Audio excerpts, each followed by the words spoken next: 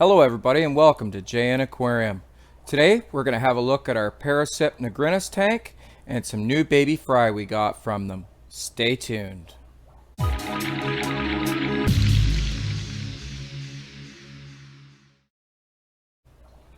So this is my 180 gallon Paracypichromis and longfin ancestris fish tank.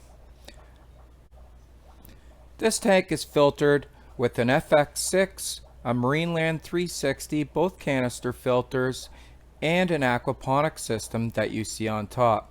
The aquaponics system has pothos in it, nothing else, just pothos, but very healthy big leaf pothos.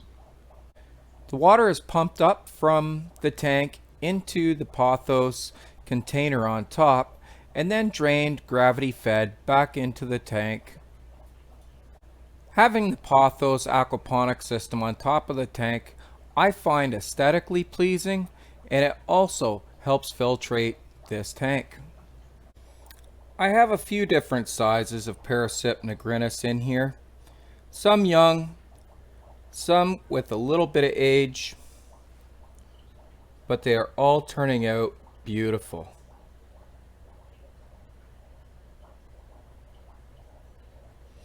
Here's a little albino female. Don't mind the particles in the water.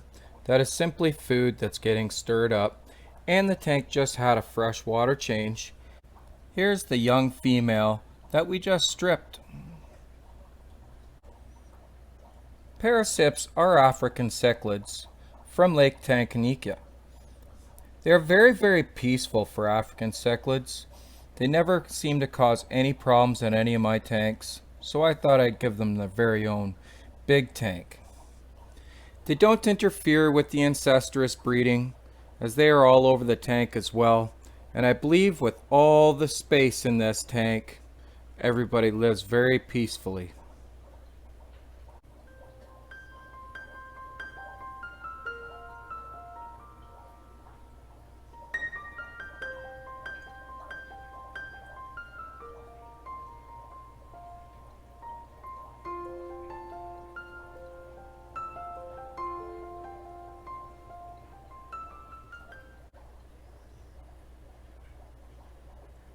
Here's one of our beautiful males here. They're a little stressed out because their home just got fully rearranged and put back together, but they generally have beautiful blue stripes going down their sides.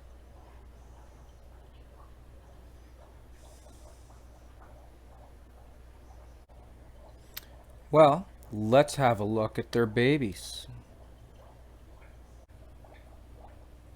So we were able to retrieve 7 babies from the female. They still have a bit of a yolk sac on them, but they are looking quite healthy.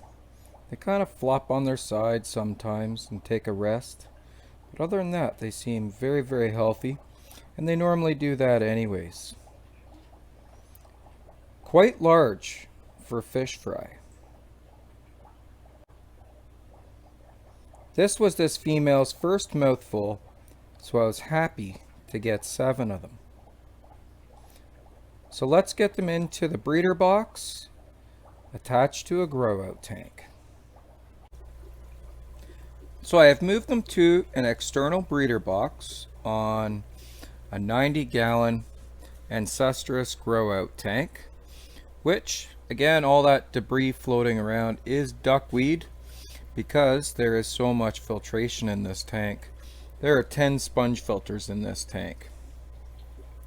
Many ancestris in this tank, but it is a very healthy tank, and it holds almost the exact same water parameters as the 180 gallon tank. So I'll keep these guys in here for the time being until they're big enough that I can put them back in the 180 gallon tank, because there's a lot of space to fill in there. I would love to develop a very large colony of Paracypichromis in there. I think it would look sharp.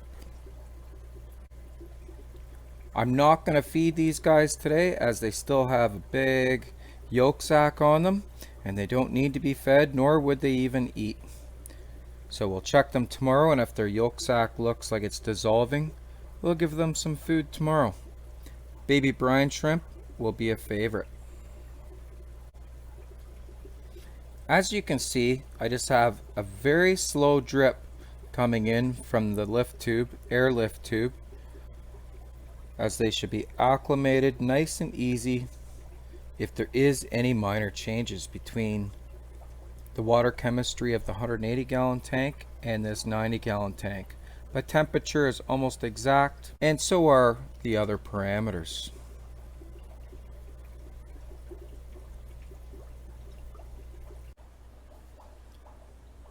So next time you're at your local fish store, and if you happen to see some Paracyp nigrinnis there, and you have the space and time to offer them a decent life, pick up yourself a little group of them. I would start with 6 of them and hope you get a couple males, couple females. But if you give them enough space, they are very, very peaceful fish and will live in harmony in their harem. So from us to you, happy fish keeping, and until next time, take care everyone.